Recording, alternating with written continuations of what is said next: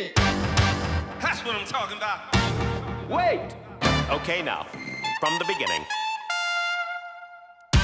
Welcome to BS, Beyond Stereotypes, a podcast about lawyers using their authentic voices to change the world. Well, there is, and it feels really good, and it's really important. I think when lawyers do it, it's especially important because we can do things that nobody else can do. We can make the justice system work in this country and make democracy work in this country for people who need it the most, who otherwise wouldn't have it.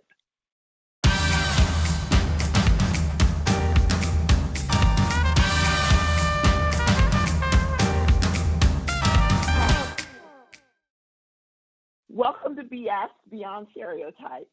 Here with me today is David Lash, who I actually know personally through my husband. They went to law school together. I'm sure that you will be inspired by David's story, by his passions. But what I'd like to say about David is that he is genuinely the nicest person I've ever met. And I think that that's going to come. That's going to come through. I hope. Don't let me down, David. But I just want to say hi, David, and thanks for joining us. Well, it's my pleasure to be here. That's quite an introduction. You must be channeling my late mother because nobody else talks about me that way. Well, I am a mom, so, David graduated from UCLA Law School. He was the head of a nonprofit in Los Angeles called BSing for about 8 years, I think after practicing law for a while, and then he became head of BSing. He is now the managing counsel for pro bono and public interest at the law firm O'Melveny and Myers in Los Angeles. Is there anything I missed there? That sounds good. Okay. What I wanted to start with, because we are going to be doing a little BSing about stereotypes here, I thought I'd start with the fact that the way you and my husband met was at law school, but because you played basketball together. And,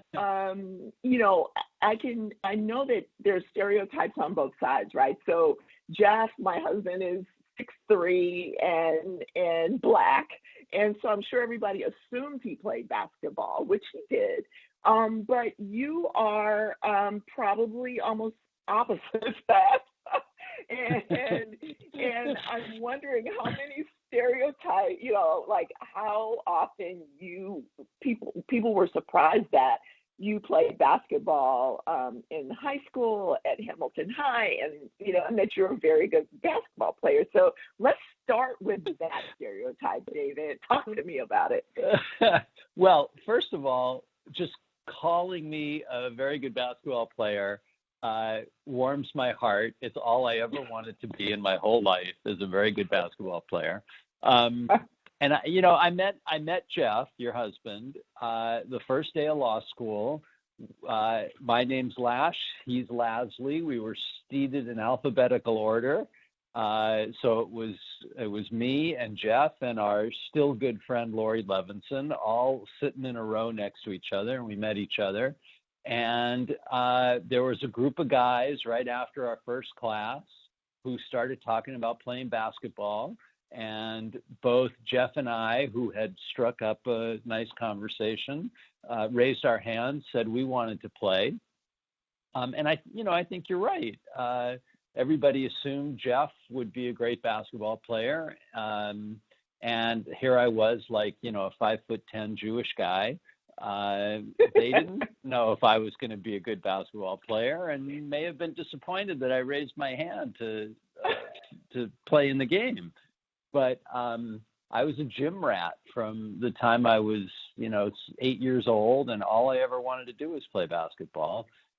So I've been dealing with that my whole life. I went to a high school and played on a high school team where I was one of 3 white guys on the team.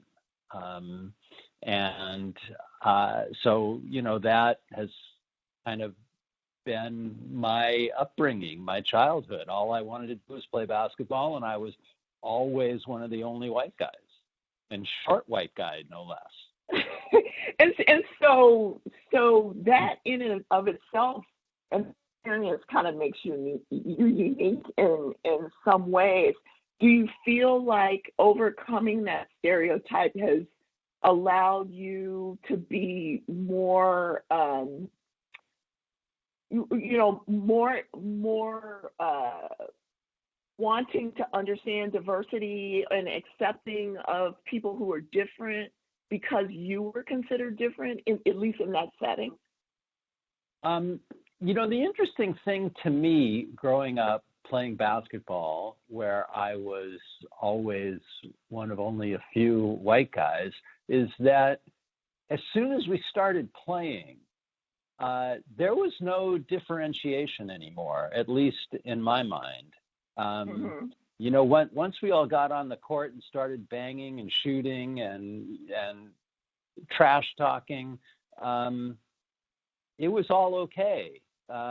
So whatever stereotype I had to overcome was quickly overcome once we stepped on the court. At least that was my perception of it. I felt bad if I had to guard Jeff because he was so much taller than me and stronger than me. But other than that, once we got on the court, it was just a battle. So trash talking is the great equalizer? Well, for me, the great equalizer was shooting the jump shot, especially from the 3-point range. That was my game. And as soon as everybody saw I could do that and everybody had a role on the team or during the game, then it was great at that point. So that's a really good point about having a role on the team and diversity, how that plays in with diversity in terms of having a diverse team, particularly in the practice of law. And I know that you're now the managing counsel for pro bono and public interest. Do you make an effort to make sure that the team working on cases is diverse? Well, in a law firm these days, everybody, clients of all types, commercial, pro bono, are always looking for diverse teams. And I strive for that in the pro bono world as much as the other lawyers strive for it in the commercial world. I think it's particularly appropriate and important in the pro bono world because so many of the clients are so diverse. When we're doing pro bono work, we're rolling up our sleeves and going into diverse communities, representing diverse clients. It's not a matter of talking about diversity, it's a matter of showing up. And we show up for diverse clients and diverse communities. And if we bring in a diverse team, it's all the more appropriate and it's all the more important. And so when you have people who have not maybe, a lot of people who have gone to law schools, elite law schools particularly, and end up in an elite law firm like O'Melveny, may not have had as much exposure to diverse people, to underprivileged or people, who have not been, they haven't necessarily been exposed in those areas. What kind of, have you seen transformations of people who have, who've gone in and how they've come out on the other end of lawyers? Have you seen them transform ever? Yes, absolutely. I think that the biggest eye-opening experience for lawyers in big, major, elite firms, when they're doing pro bono work, it involves people living in poverty. To explain to the lawyers that your client may not have a cell phone or may not have access to email or has never been in a huge building in the middle of downtown, on the 35th floor, and that can be intimidating. Those are eye-opening revelations for a lot of lawyers. So there is a certain amount of cultural sensitivity training that needs to be done.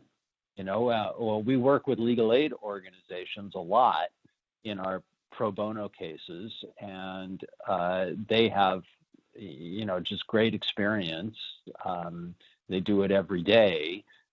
So part of the training and supervision and mentoring we get from the legal aid organizations involves cultural sensitivity.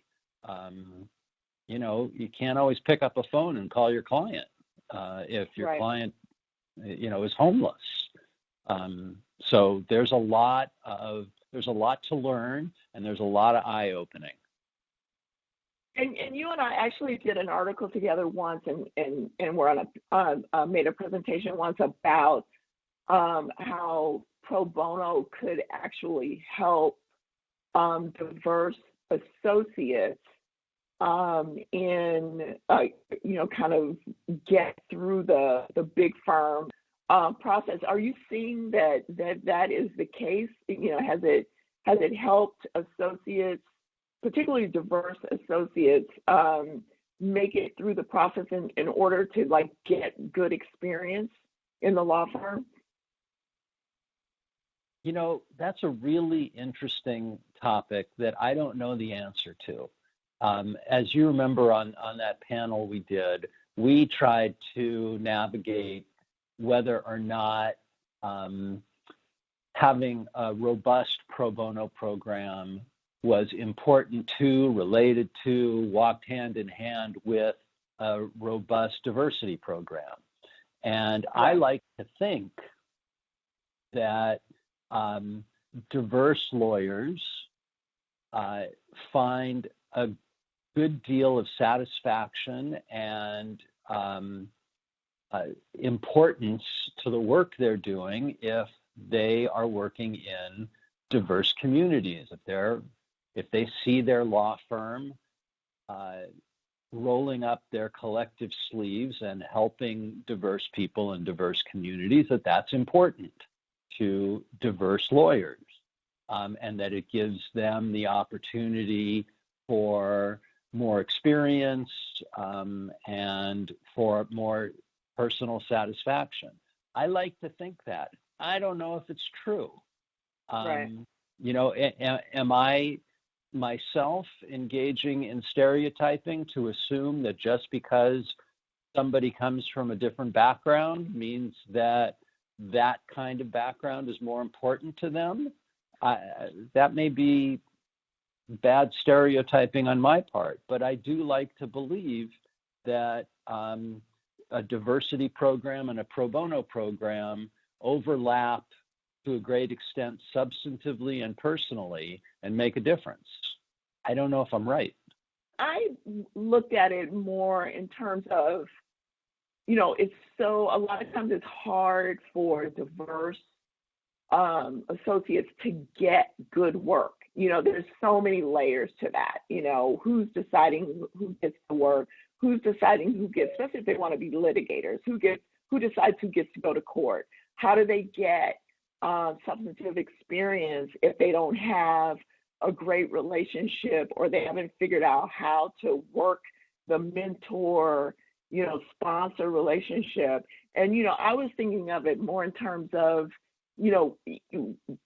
is pro bono a way to get some of the substantive experience in the courtroom and with clients and that kind of exposure that maybe they wouldn't otherwise get just trying to make it through the big firm?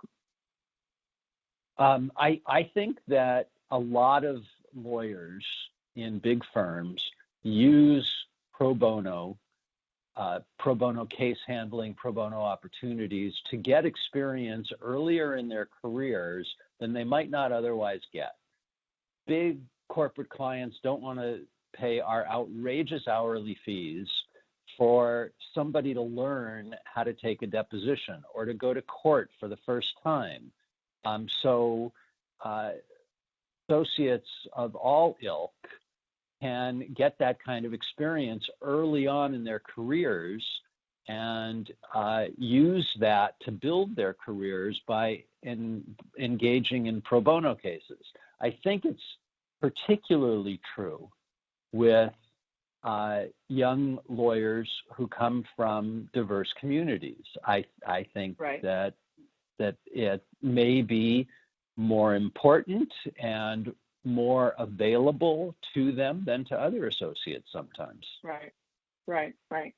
Okay, so that was really serious, and I'm glad we could be serious, but I'm trying to, there are, you've had some pretty incredible cases and successes, and we're going to get to some serious cases that you've handled recently that I'm so proud of you guys for. But there was one case that I thought was kind of fun that our listeners might want to hear about, and it was the one, and forgive me, I don't remember the name of the case, but I know a movie was made after it or about it, and somebody actually played you in the movie, I think. So yeah. Yes. Can you tell us a little a bit about that case, and then how the movie how well the movie did or didn't do? Well, it was a great movie. It was called Woman in Gold. It was about a case that I was very involved in with a buddy of mine. His name is Randy Schoenberg. He was representing the descendant of a Holocaust survivor whose artwork had been stolen by the Nazis at the outset of World War II. And it was the story of the effort, the legal case, to get those pieces of art back into the family from whom they had been stolen. And they were Klimt paintings. They were beautiful. He's a renowned artist. And the legal case was a fascinating one. It went up to the U.S. Supreme Court, and then it was actually arbitrated in Austria. So it was a fascinating case. Ryan Reynolds played my buddy Randy, who was a young lawyer and took this important case for his grandmother's friend, who was the descendant of the people from whom the artwork was stolen. She was an elderly woman who had herself survived the Holocaust, and Randy was a young lawyer. He actually left his firm and formed his own firm so he could handle this case.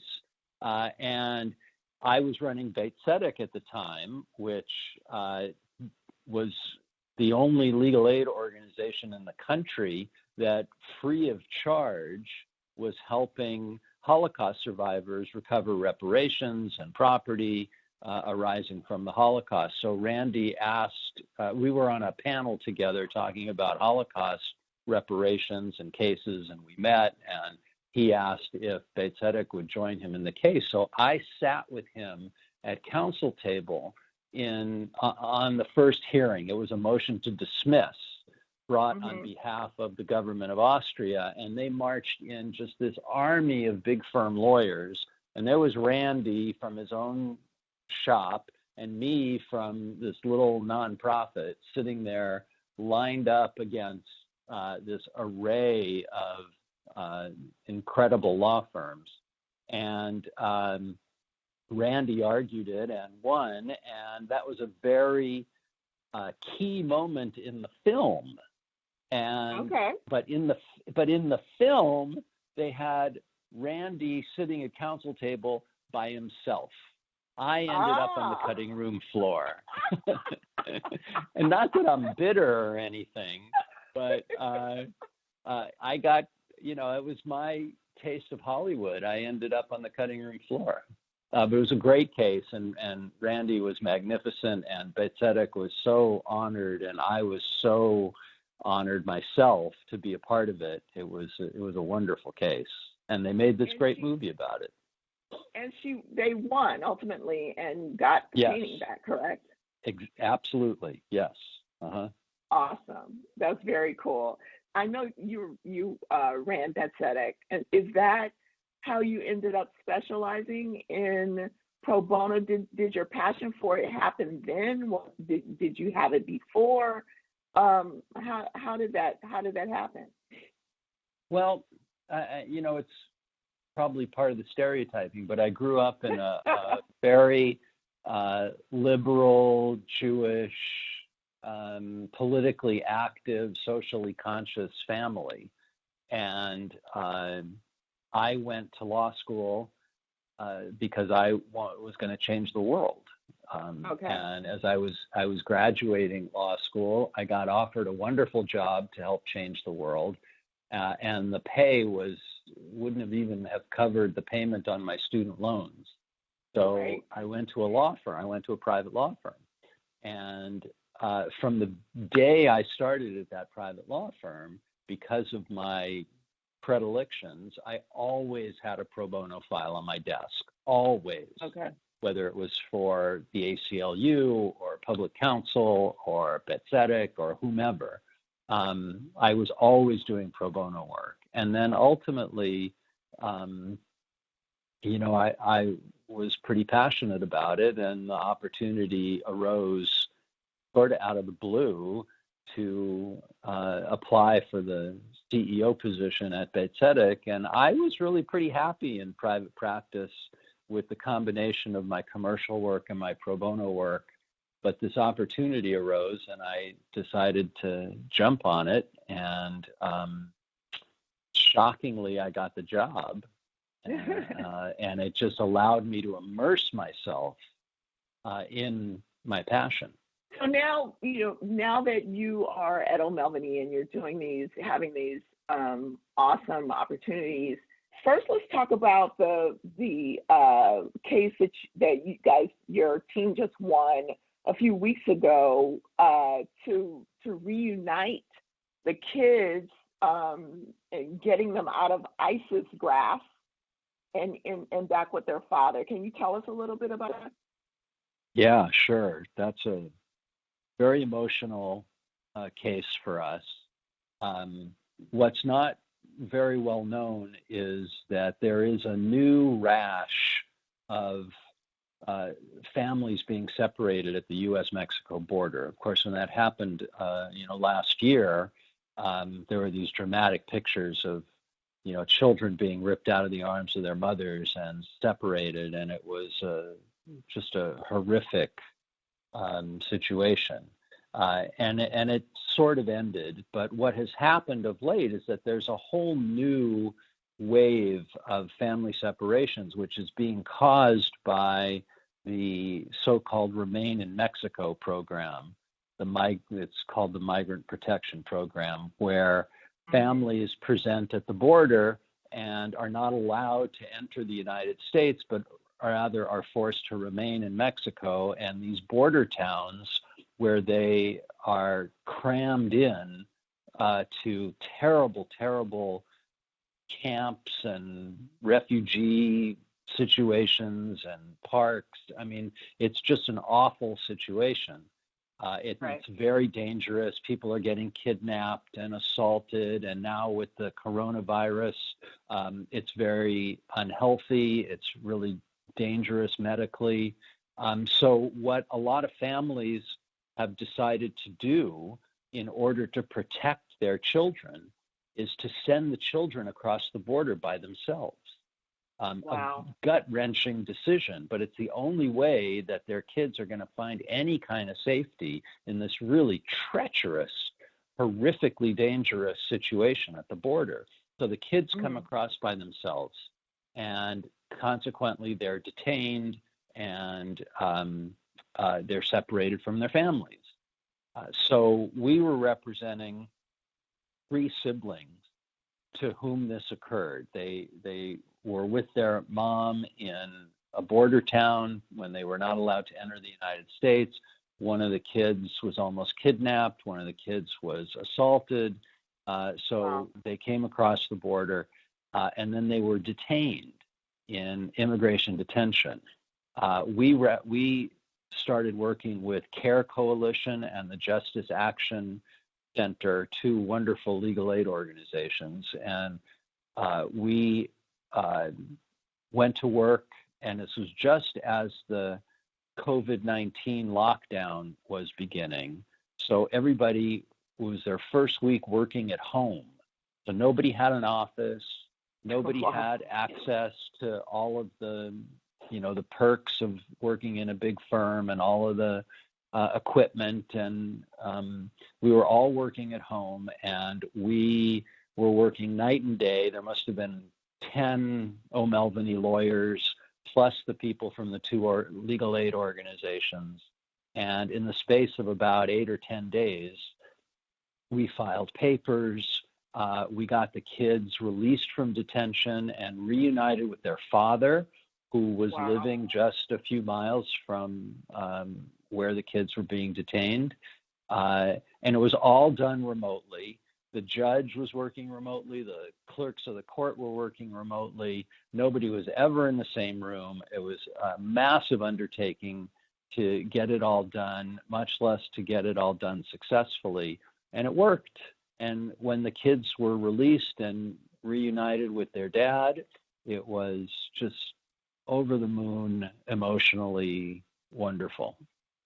That's amazing. Congratulations. I mean, I just got goosebumps hearing that story again.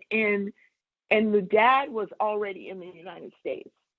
Yes, correct? Dad had come in advance of Mom and the kids, and he had gotten in just before the Remain in Mexico program was implemented. So he was here in the United States. And I'm wondering, is it just luck? I mean, how does somebody in that situation end up being lucky enough to get the help of you guys? And there's got to be tons of people in that situation, but these people, did they just get lucky? Yeah, they just got lucky. There were lawyers talking to them at the right moment. It's hard for lawyers to get to cross the border and get into these border towns where everybody's, cramped into a small space. It's very hard. And yes, they got lucky. Right time, right place, right moment. And the legal aid organizations are doing yeoman's work. They're just heroic, trying to help as many people stuck in these situations as is possible and interview as many people as possible. But, they work very limited budgets, very limited staff, very limited access. So, yes, it was kind of lucky. Wow. Timing is everything. So let me ask you this. Can you think of a time in either your personal or professional life where you have just felt like, because we're talking about stereotypes, we're talking about authenticity, remaining authentic, and can you think of a time where you felt like you just had to put your foot down and remain who you are, no matter the consequences? I've asked everybody this question, and if you can't think of anything, that's fine. But is there anything you can think about where you just felt like, especially as a lawyer, I'm not going to blend in. I'm not going to do what everybody else does. I'm going to be who I am, and no matter the consequences.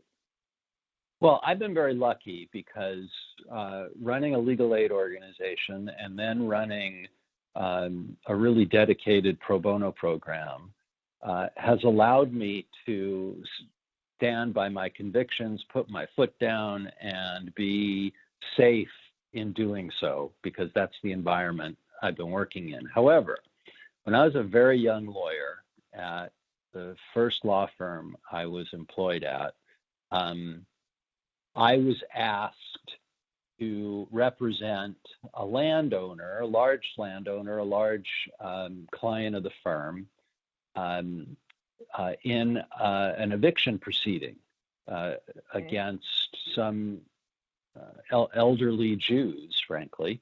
And I felt very uncomfortable doing that, trying to evict these people from their homes. And I found a loophole in what was then a fairly new rent stabilization law here in Los Angeles that I felt would allow the landlord to proceed and succeed in their eviction case against these elderly tenants.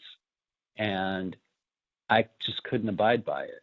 It was, these people were living in the same neighborhood that my grandparents were living in. They could have been my grandparents. My grandparents could have been subject to this loophole. And I went into the two senior partners, and it was after work. It was sort of late at night. And I walked in and I said, guys, gentlemen, I'm really sorry. I just can't do this. These people are going to get evicted, and it's going to be because of the great legal research I did, and it's just tearing me up. And they looked at me and they said, we could fire you for this. I said, yes, wow. I know. And they looked at me and they said, but we admire what you're doing. So we're not going to fire you. And one of the senior partners said, I will handle the case. And I was just so grateful, and I had been so scared walking in there, and they knew I was putting my job on the line, and they respected it. So I did. I had to put my foot down. I stood my ground. Now, the interesting thing about it beyond that was that there was a real lesson to be learned that I was too young and naive to understand, which I only learned of later. It happened that a number of years later, when I was applying to be the CEO at BSing, I was calling everybody I knew who might have some connection to the organization and could put in a good word for me. And I called that senior partner who had taken over the case for me way back when, and he said, "Oh yeah, sure. I know one of the former CEOs there. We're good friends. And I'd be happy to call him and put in a good word."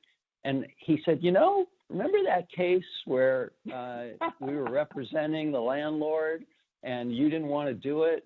And I said, yeah. And he said, well, you remember I took over the case and I worked directly with the head of BSing to resolve that case. And we reached a really fair, equitable solution to it. And he and I became really good friends. Well, interesting. I had actually, after that case, never again volunteered at BSing because I was so embarrassed and felt like I had been a sellout to even have some relationship with the landlord in that case, that I stayed away from BSing because I was embarrassed. And it turned out that there was a real lesson to learn there. That somebody with good conscience, good people working together could come to a just conclusion.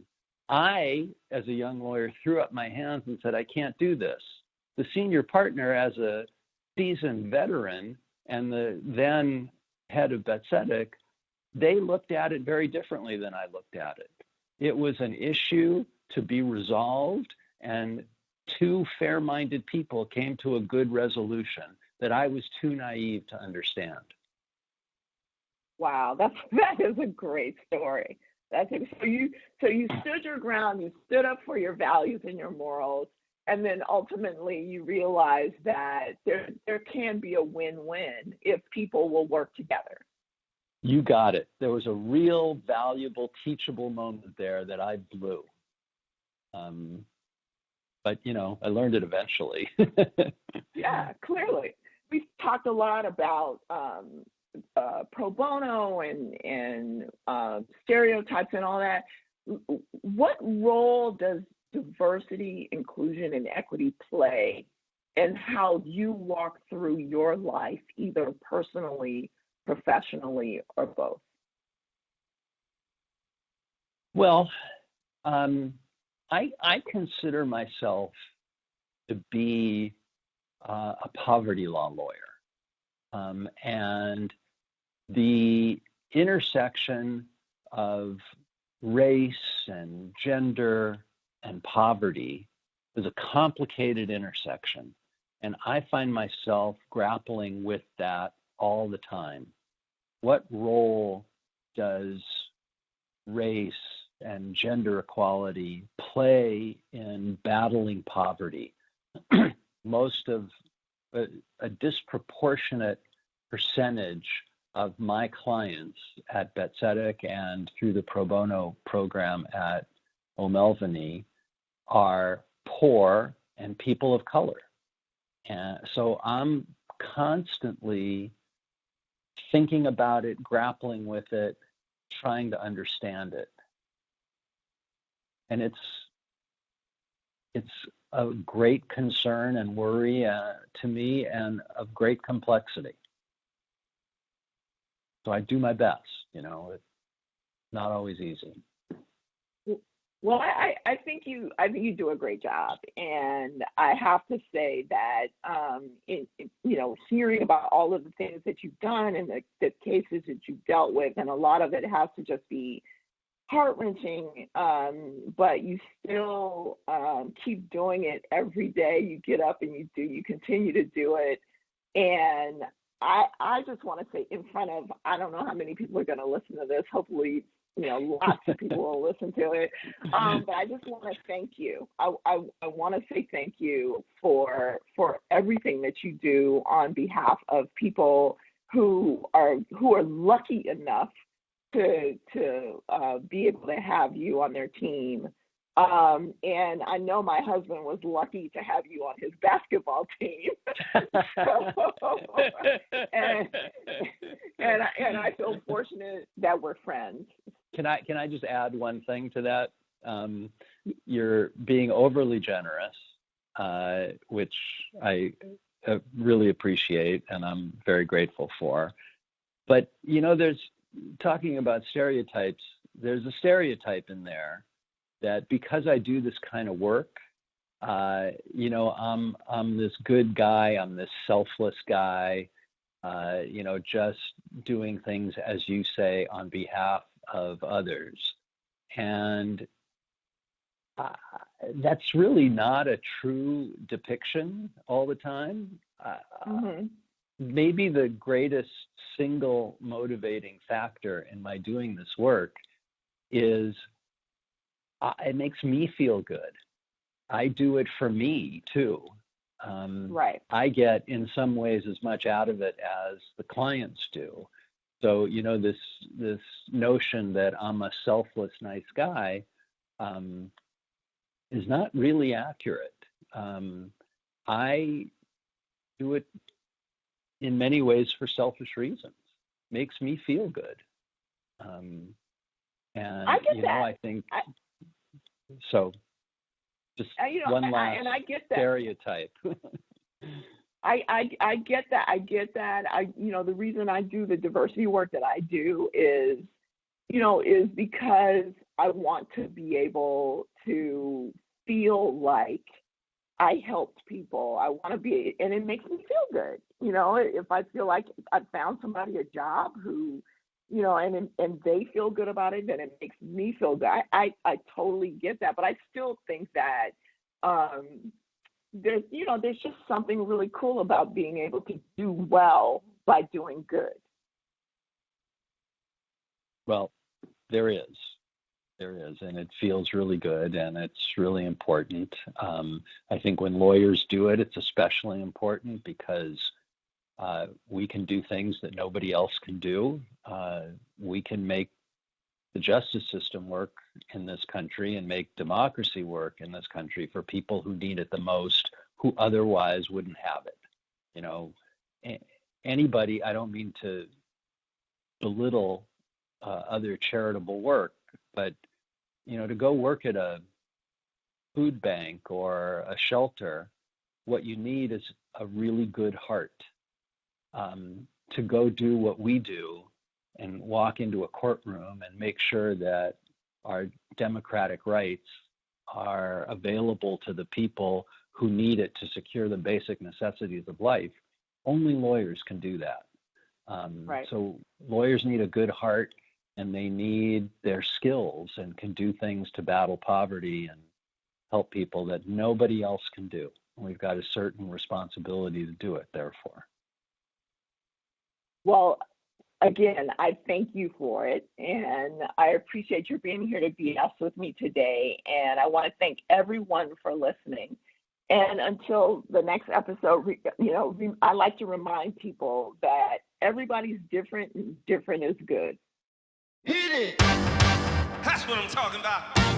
Wait! Okay, now, from the beginning. We hope you enjoyed the stories shared in today's episode of BS, Beyond Stereotypes. Join us next time when another authentic personality unleashes their uniqueness on the world.